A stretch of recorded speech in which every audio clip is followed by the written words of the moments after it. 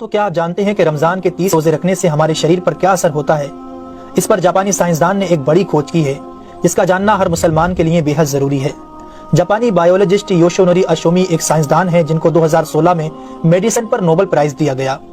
ان سے جب پوچھا گیا کہ آپ نے کون سی ایسی چیز بنائی ہے جس کی بنا پر آپ کو دنیا کا سب سے بڑا انعام نوبل پرائز دیا جا رہا ہے، تو انہوں نے کہا تھا کہ میں نے کینسر کی ممکنہ دوا کھوج لی ہے، اور اس بات پر دنیا نے بڑے پر انداز میں ان کی کاوش کو سراہا اور مبارکباد دی گئی۔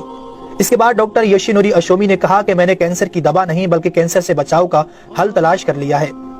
تو لوگوں نے ان سے پوچھا کہ بتائیے ایسا کیا کیا جائے کہ کینسر جیسے خطرناک مرض سے بچا جا سکے۔ تو انہوں نے کہا کہ جب ہم بھوکا رہتے ہیں تو ہماری باڈی میں موجود غذائیت ختم ہونے لگتی ہے، جس کی وجہ سے جسم بھوک محسوس کرتا ہے۔ اگر اس بھوک کے دوران جسم تک کھانا نہ پہنچے تو ہمارا جسم بھوک کی شدت کی وجہ سے اپنے اندر موجود ان زہریلے سیلز کو کھانا شروع کر دیتا ہے جو کینسر کا سبب بنتے ہیں۔ اس عمل کو میڈیکل کی لینگویج میں آٹوفیگی کہا جاتا ہے۔ اگر آپ چاہتے ہیں کہ آپ کا جسم ایسے بیمار سیلز سے پاک ہو تو آپ کو بھوکا رہنا چاہیے۔ جب ایسے سیلز مرنا شروع کر دیتے ہیں تو کینسر کا پرسنٹیج کم ہو جاتا ہے۔ اس کے بعد جاپانی سائنسدان سے پوچھا گیا کہ انسان کو سال بھر میں کتنے دن بھوکا رہنا چاہیے کہ اس میں کینسر نہ پایا جائے، تو انہوں نے کہا کہ اگر 20 سے 25 دن کم سے کم اور 9 سے 10 گھنٹے بھوکا رہا جائے تو اس کی باڈی ایسے تمام زہریلے سیلز کو کھا جائے گی اور اس میں کینسر نہیں ہوگا۔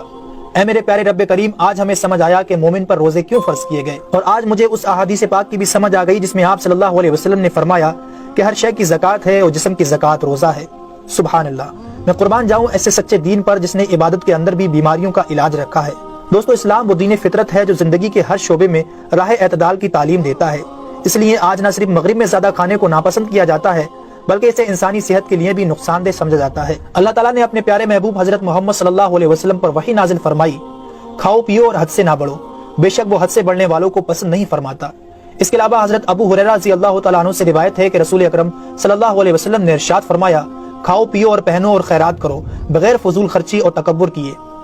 دوستو، انسان کو کھانے کی صرف تھوڑی سی مقدار کی ضرورت ہے جو انسانی جسم میں توانائی پیدا کر سکے، جتنی توانائی انسانی زندگی کے لیے ضروری ہے اور جس سے اس کی صحت اچھی رہے اور وہ اپنی روزمرہ کی ذمہ داریاں پوری کر سکے۔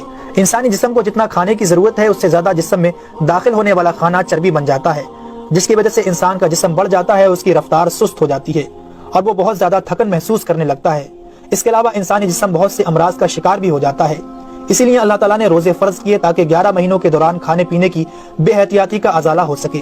قرآن پاک میں اللہ تعالیٰ نے روزے رکھنے کا حکم ان الفاظ میں بیان فرمایا ہے، اے ایمان والو، تم پر روزے فرض کیے گئے جیسے کہ تم سے پہلوں پر روزے فرض کیے گئے تھے تاکہ تم پرہیزگار بن جاؤ۔ دوستو، قرآن مجید میں بیمار اور مسافر کے لیے روزے مؤخر کرنے اور جو روزہ نہ رکھ سکے ان کے لیے فدیہ ادا کرنے کا حکم دیا ہے۔ اس کے بعد روزہ رکھنے کی حکمت ان الفاظ میں بیان فرمائی، اور تمہارے لیے روزہ رکھنا ہی بہتر ہے اگر تم جانتے ہو۔ دراصل یہاں یہ بتایا گیا ہے کہ اگر تم موجودہ علم کو سمجھتے ہو تو تمہارے لیے بہتر یہی ہے کہ تم روزے رکھو، کیونکہ روزہ اپنے اندر بے شمار روحانی، نفسیاتی اور طبی فائدوں کو رکھتا ہے۔ روزے کی طبی افادیت کی طرف نہایت مختصر مگر جامع اشارہ نبی اکرم صلی اللہ علیہ وسلم نے ان الفاظوں میں بیان فرمایا، روزے رکھو اور تندرست ہو جاؤ۔ اللہ رب العالمین ہم سب کو اس مہینے میں زیادہ سے زیادہ نیکیاں کرنے اور سارے روزے رکھنے کی توفیق عطا فرمائے، آمین ثم آمین۔